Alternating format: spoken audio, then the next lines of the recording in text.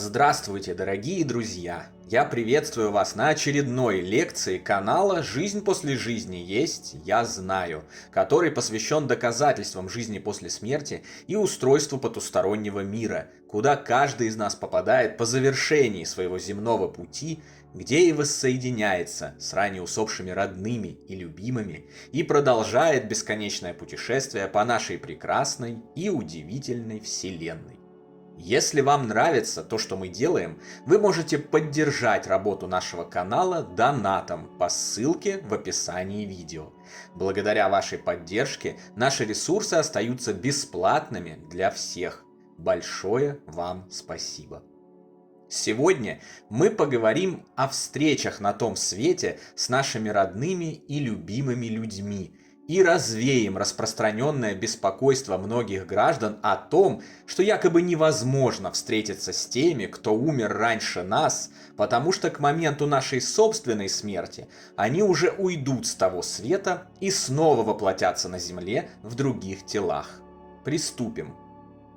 Плоское мышление нашего сознания, на Земле ограниченное плотью, закрывает от нас знания о потустороннем мире и саму возможность познать их, увидеть, корректно обработать, понять и усвоить. По большей части именно ограничения мышления приводят к нежеланию верить в загробную жизнь и ехидным насмешкам скептиков над информацией о ее устройстве. Пониманию любых данных о том свете как чистой фантастики, лжи и нелепости. Привычное земное мышление, где все трехмерно, последовательно и однозначно, приводят познающего и к сомнениям в том, что встреча с любимыми людьми после смерти является обязательной. Мы привыкли, что время течет строго слева направо в виде прямой стрелы. События следуют одно за другим, а мы можем находиться только в одном месте за раз и не можем отказаться от такого восприятия окружающей реальности. Понять, как это возможно находиться сразу и на Земле, и на другой планете, и на том свете, в 2023 году, в 4081 и в 1497, вести индивидуальное общение с десятком душ и делать при этом еще 5 дел одновременно, для многих земных разумов является неподъемной задачей. Но дело в том, что наше земное восприятие – это лишь крохотная часть огромной картины, за рамками которой есть гораздо больше. Грубо говоря, наше нынешнее восприятие и понимание мира, жизни в нем и наших возможностей – это квадрат 100 на 100 пикселей, тогда как целая картина представляет собой полотно в многие тысячи гигапикселей. Мы не бренные тела, не плоть, не мозг в черепной коробке и не скопление клеток.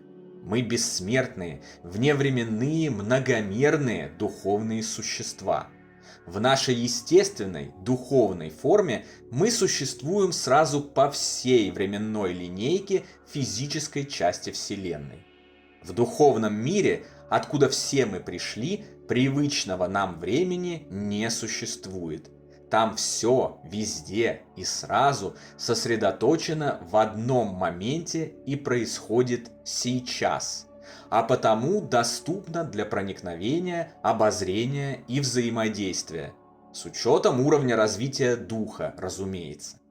Время существует в плотных областях Вселенной, таких как привычный нам земной мир, и вырождается по мере сдвига по четвертому измерению, упрощенно выражаясь в сторону тонких духовных областей этой же самой Вселенной.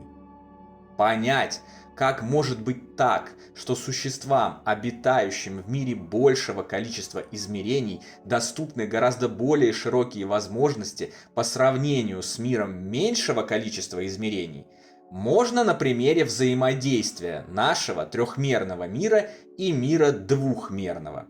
Спуститесь мышлением из мира трех измерений в мир двух измерений. Существа, проживающие в этом двухмерном мире, все видят на плоскости, и весь их мир – это плоскость. Если перед условным жителем двухмерного мира нарисовать круг, он не сможет пройти внутрь него, так как будет ограничен образующей его неразрывной линией. Но для нас, существ трехмерного мира, проникнуть внутрь круга не составляет никакого труда. Мы просто зайдем в него, что называется, сверху, через открытое для нас третье измерение, и дело с концом. Мы смотрим на этих грустных двухмерных человечков, не имеющих возможности пересечь ограничительную линию и зайти внутрь круга, и удивляемся. Как же так? Ведь это так просто. А представьте, что со своей точки зрения думают они. Пройти сквозь линию внутрь круга невозможно. Внутри круга ничего нет. Никто оттуда еще не вернулся и ничего не рассказал. Так говорит наука. И все, кто рассказывает, что там что-то есть и туда можно попасть, лжецы, которые будут сожжены, как распространители ереси. Точно так же для духов, обитающих в мире большего количества измерений, чем привычные воплощенным 3, снимаются ограничения нашей материальной вселенной, не позволяющие нам того, что легко могут развоплощенные. Они могут проникать в закрытые объемы, находиться сразу в нескольких местах и временах одновременно, передавать мысли на расстоянии, передвигаться со скоростью выше скорости света, скоростью мысли и так далее. Для многомерного духа не существует ограничений, с которыми вынуждены жить и считаться временно облеченные плотью живые трехмерные существа. Утрачивая плоть, дух снимает эти ограничения. Этим же логично объясняется и информация о том, что духи, проживающие на более высоких подпланах духовного мира, могут спускаться к тем, кто проживает на более низких, а вот обратное невозможно. Более низкий мир всегда открыт для более высокого, но более высокий мир всегда закрыт для более низкого. И это не является чьей-то злой волей, специально наложенными ограничениями или цензурой. Это естественное положение дел, диктуемое законами существования материи и энергии. Осознание такого положения дел, а себя как вневременного духовного существа – это многомерное мышление, позволяющее получить ответы на многие искомые вопросы касательно нашего будущего проживания в потустороннем мире уже сейчас. Многомерное мышление – это способность, зачатки которой есть в каждом, и которую можно тренировать, находясь еще в плотном физическом, биологическом теле.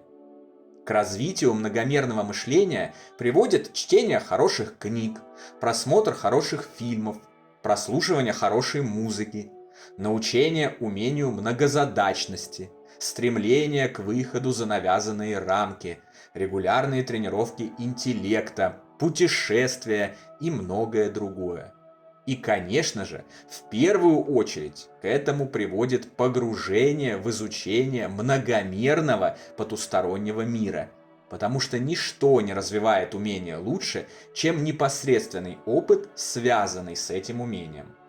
Ты становишься искусным поваром не потому, что ничего не делаешь, лежишь на диване и раздаешь указания, а потому, что каждый день готовишь своими ручками. Умелым музыкантом, потому что каждый день играешь на инструментах. Талантливым писателем, потому что каждый день пишешь. И, разумеется, развиваешь многомерное мышление, потому что обретаешься там, где оно используется. Вызывающая вопросы и нестыковки идея о последовательных воплощениях, когда дух присутствует в мире плотной материи, облеченной плотью, ввиду этого отсутствия на том свете, и наоборот, это следствие сугубо биологического, ограниченного мышления и нашей привычки осознавать события как следующие строго одно за другим. Чтобы понять, как все обстоит на самом деле, нужно подняться на точку зрения многомерного духа и взглянуть на нее при помощи его многомерного мышления, поняв, что все может происходить одновременно. Мы еще вернемся к многомерному мышлению и дарующихся им открытиях и возможностях в следующих лекциях. А пока будьте уверены, воплощение в каких бы то ни было телах, в какой бы то ни было эпохе на Земле или на другой планете никак не мешает встрече родных и любящих друг друга духов за гранью мира плотной материи. Как многомерное, бессмертное, внепространственное и вневременное духовное божественное существо, коим вы и являетесь на самом деле, вы никогда не пропустите встречу со своими любимыми, когда ваш земной путь будет завершен. А они, в свою очередь, ни за что не пропустят эту прекрасную и счастливую встречу с вами. Ну а на сегодня это все, дорогие друзья. Дополнительную интересную и полезную информацию за пределами лекций, ответы на ваши вопросы о жизни после смерти в целом и по этой лекции в частности, а также познавательные статьи о потустороннем мире вы найдете в нашем телеграм-канале. Ссылка на него, как всегда, в описании видео и на экране.